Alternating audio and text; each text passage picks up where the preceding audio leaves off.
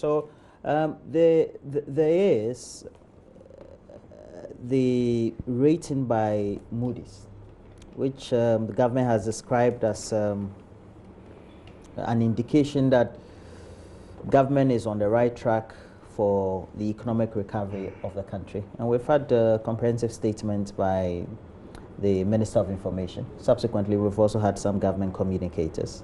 And he says the change in the outlook is very important, is a very important development, because Moody's decision to assign a positive outlook, B3, to Ghana from stable was because of the country's institutional reforms and policy settings leading to improved economic and macro stability, as has been witnessed in the medium to long term.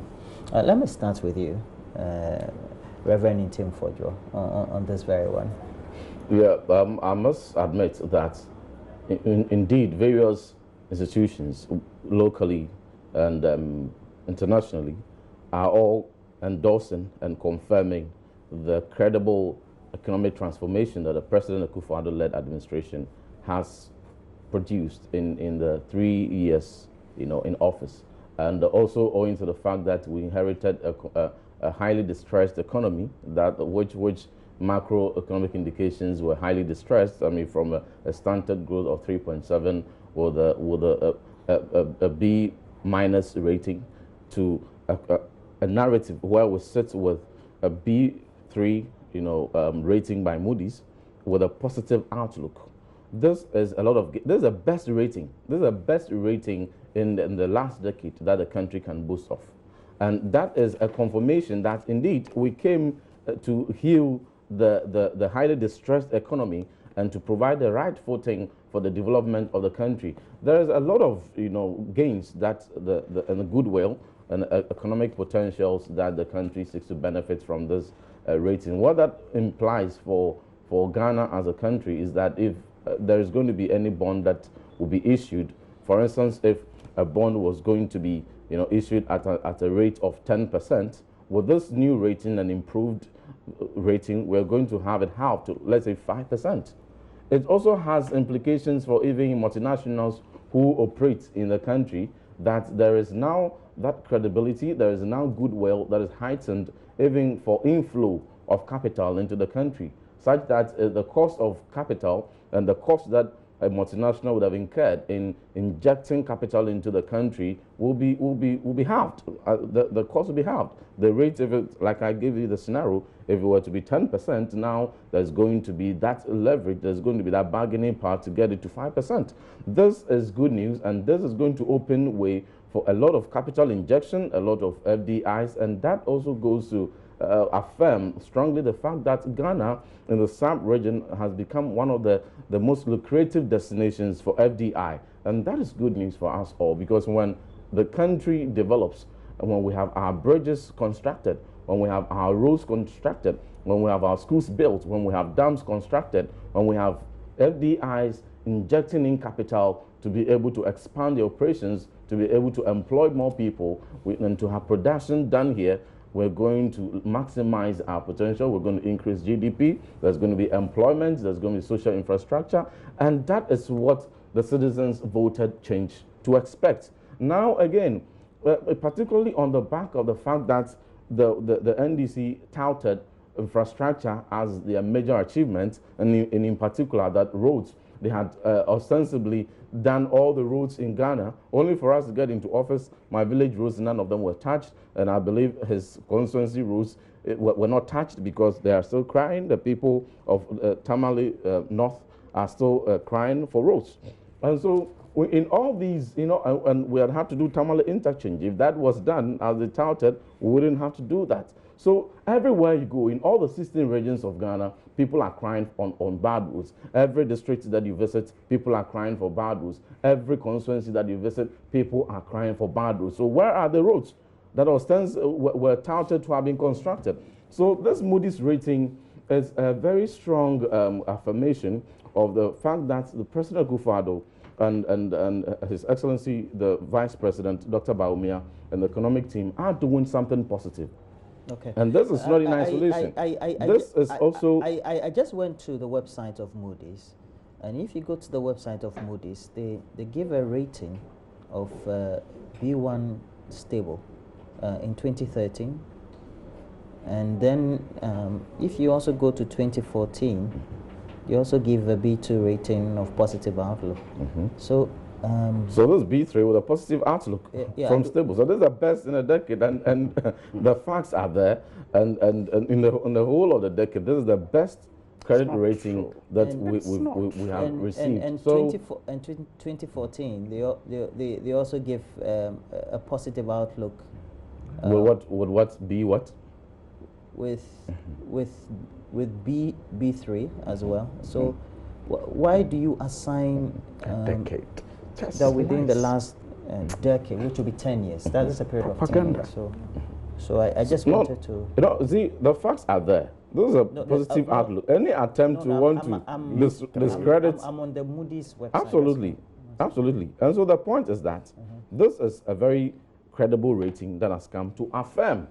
And they rightly stated the institution, but the grounds on which. What you are saying is that over the last 10 years. So which period were you taking yours from? 20 what?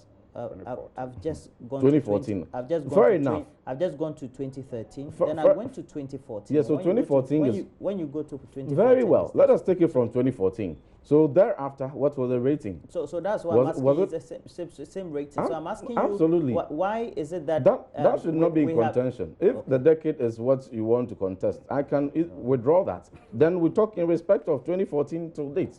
So in following from 2014, what was the next rating? So if whatever was being done was sustainable, it would have rather improved. By now, our rating should be in the regions of the A. If from 2014 we had a B3 rating with positive outlook, then it was done on the grounds of very formidable, very formidable. Okay, we have it displayed. Exactly.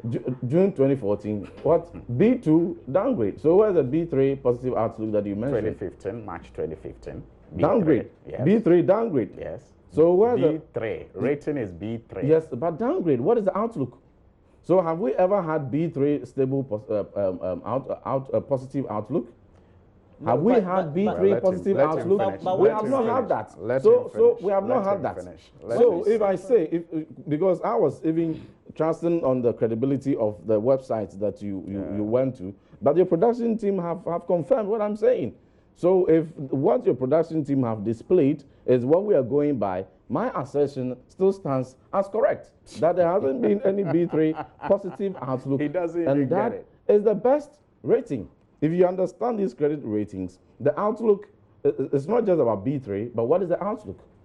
If it is positive, then that is what gives it a higher credibility. If it is stable, it's a lower rating to positive. So undoubtedly, and as the figures have been displayed to confirm what I'm saying, in the past decade, this is the best rating that Ghana has had, unless you have contrary evidence to contest same.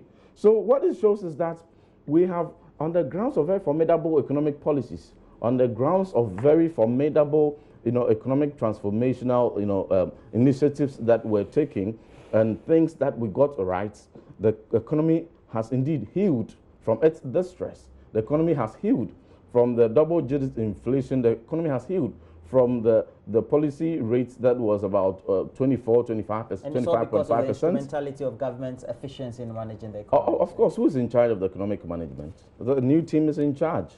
And so they must be getting something right to respond and warrant this highly credible rating that is the best in the last 10 years, which no contrary evidence has been adduced to contest. And so we need to focus on this rating going forward and improve and consolidate on the gains that our economic indicators have made. Sometimes when we tout our macroeconomic gains, people are quick to ask the question, you're talking about B3 rating, positive outlook, you're talking about a single-digit inflation, you're talking about growth that is in the regions of 7.1% from 3.7%. You're talking about, you're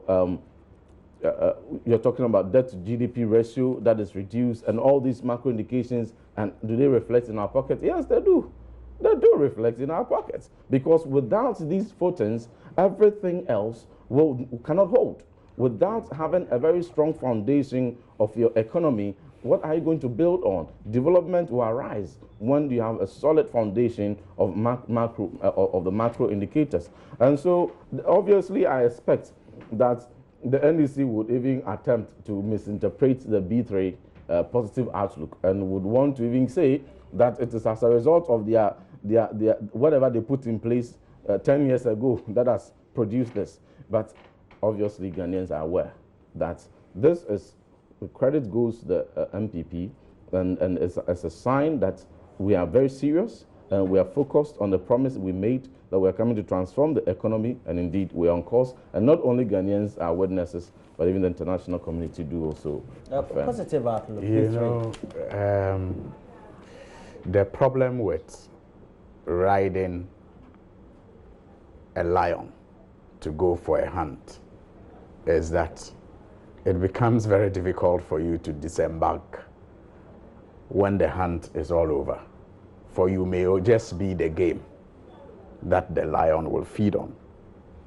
That is what I find some of our friends in the NPP, you know, battling with.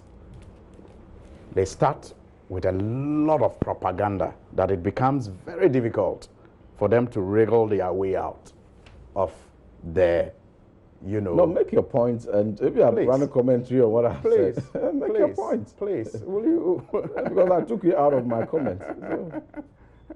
Did I make reference to you? But we all know what you're arriving at. So no, did I make reference to your point? Why are you so jittery? I think why are you so uncomfortable? You made a lot of interjections. Why are you so jittery? As smooth as all of us would want it. So. You know, so the point I'm making is that the facts. And so the point I'm making is that they struggle to wriggle themselves out of the, you know, propaganda they do. Look, first of all, it's very unintelligent for one to suggest that, to say that I have done unprecedented levels of roads construction means I have done all roads in the country. It's very unintelligent. If I say that I have done unprecedented levels of roads, and you interpret it to mean I have done all roads, it's very unintelligent. So where are the unprecedented and so when, in the Green Book? When you go around... So where are the unprecedented rules? When you go... You are being unintelligent, honestly. Yeah, so point if you were very intelligent, you wouldn't even be doing the interjections that you are doing this morning. No, you understand? I do not. I would not fault you for any comment in your opinion you're passing on me. Look, but I'm only inquiring. Where are you going to control this show? Rules that you said you constructed. As for insulting me as unintelligent, I forgive you, and I do not begrudge you on that at all. I am saying that. I am saying that. Was he making reference to you when he said? Don't get it. I'm not sure it was you. No, because have you made any mention of roads here? No, he has just made a statement that it's unintelligent to make interjection. Who else is interjection in this studio? But like I said, I do not begrudge. He said it was unintelligent to interject. That no, when he you say that you've constructed all roads, or you've constructed roads, it means he just said that he is it. unintelligent to interject. But that is not a matter. So he can spew in more. Anyway, that I will tolerate it. So the point I'm making is that next time you hear anybody say, but the NDC said they did all the roads in Ghana, you should know that is an unintelligent comment, because no government, not even the United States, have finished doing roads. So if the government says, I have done so many roads, and give evidence of the roads that it has done, and you interpret that to mean that it is saying it has done all roads, it means you are very unintelligent. Now, that said, B rating. Roland, again, first of all, let's look at what Moody's themselves say, and I'll expose a certain propaganda with it.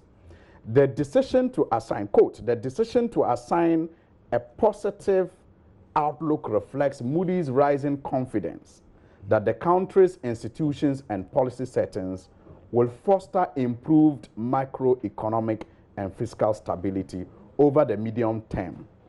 This is the catch. In part, as a consequence of the reforms implemented under the recent IMF reform program. So forget all the propaganda about IMF being a devil and a wrong decision to have been taken by a government. Moody says that whatever positive signal you are getting today is as a result of the reforms implemented under the recent IMF reform program. So forget the propaganda they will tell you that it was a wrong decision to embrace the IMF. And it's not MPP. Forget about that propaganda, that it was a wrong decision to go to the IMF. Because Moody's, if you celebrate Moody's ratings, Moody's is telling you that the reforms from the IMF is what is making this possible. That is the first propaganda I need to expose. Inaccurate. The second propaganda I need to expose, Roland, is what President Akufo-Addo, then flag bearer, said about Moody's ratings. And I'm happy you showed the table. When in 2016, Ghana's rating was reviewed from B3 negative to B3 stable. Remember, it is from the stable that you go to positive. Roland, it's from the stable you go to positive. So we had 2016, it was B3 negative to stable. And when Ghana got that rating, this is what President Akufo-Addo said. Moody's rating of Ghana's economy inaccurate. Where are you quoting from? City FM Online. No, where are you quoting from? You cannot just be reading something from your phone. City FM Online. You cannot, and that's the same thing we're talking about here. And I will quote here. You cannot be reading something from your phone and expect that we hold it as credible. Is NDC taking the massive unemployment rate in our country into account? This is not the way that Ghanaian people want to be governed. They expect to be governed with truth, not with deception, with honesty, not with lies, with policy, and not with propaganda. That was Nana Akufo-Addo's reaction to a positive rating by Moody's in 2016. No, not positive. Yeah, 2016 there was no positive. I said positive rating. If you have reviewed from negative to stable, what is it? No, it is not. We have terminologies. Do you understand? Do you understand? Don't miss out the technologies. It's not language. Every field has its language. You're a journalist and you understand that. I said positive rating. No, it's not positive. And if you review from stable, from negative to stable, it's not a positive rating. No, positive outlook is different from getting to stable. So please, that must be corrected. But again, like I said, will you control this? I don't understand what is happening. Why? Credibility. Okay, credibility. And that's you want to speak on his behalf? Yeah, maybe he does. So go ahead. But he's making a point. He hasn't finished. Maybe he does. Today you very well. No, very well. Yourself well. Very unusual. No, by Roland. I take exception to that. At the time when one was insulting me as unintelligent. Throughout today, you've interjected. No, Roland. At the point when one was calling me as unintelligent, you did not have a problem with that, and you even defended him. So if you also... I defended who? You defended him. You said you didn't hear that. Yeah, so... I don't have a problem with that. So I'm saying that when Moody's reviewed Ghana's rating from B3 negative to B3 stable, President Akufo-Addo told us that was not what was important to us. No, that's not what he said. And that the NDC at the time should focus on unemployment and other economic, difficulties that Ghanaians were faced with in 2016. So it's very hypocritical and dishonest for the same man leading a government that has also gotten another positive outlook. Just a step. Do you understand?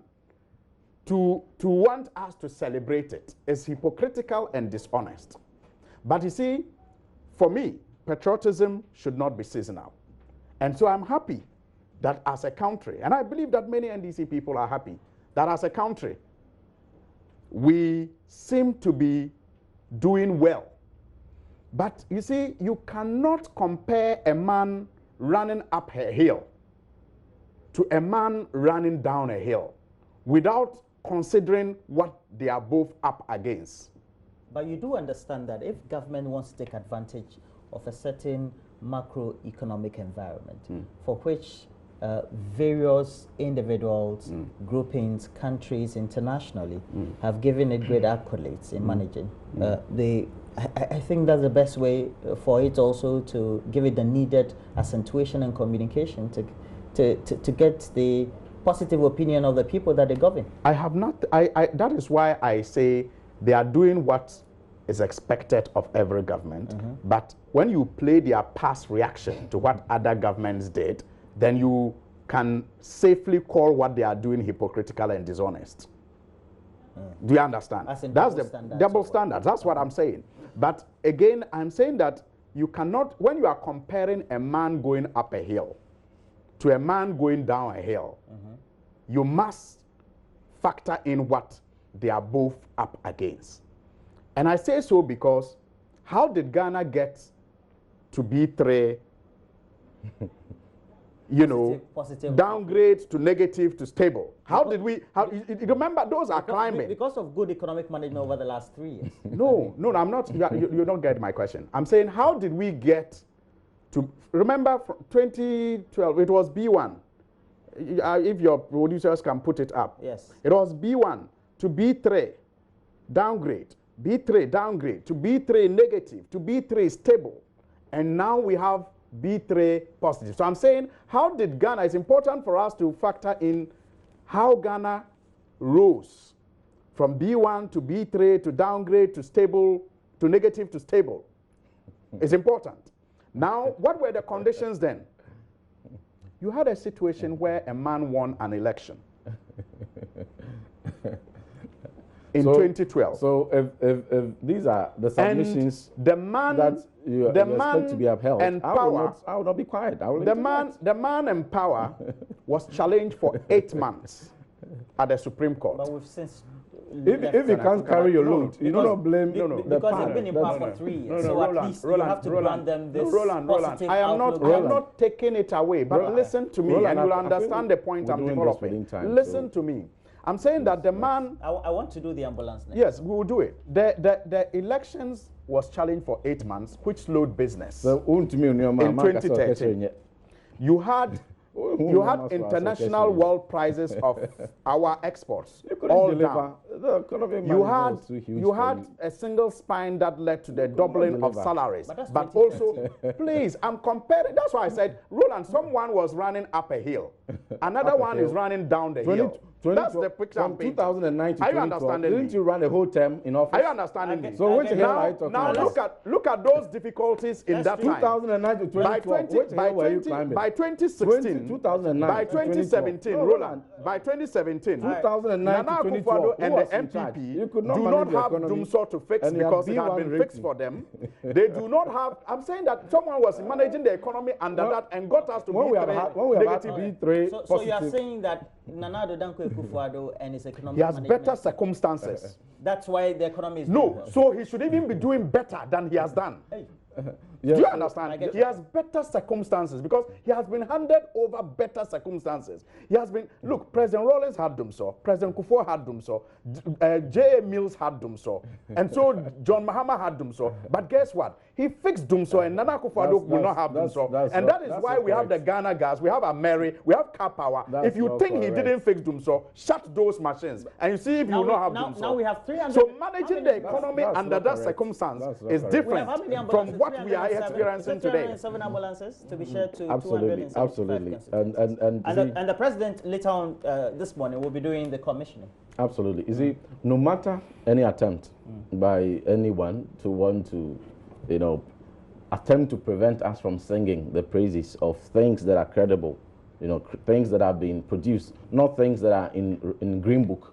We will, even if it's a minute, we will tout say we have 307 ambulances that are going to be distributed today to all the constituencies, and in fulfillment of the president's promise that every constituency ought to have 1 ambulance. Now, Roland, we were here in the year 2015, thereabout, when 30 ambulances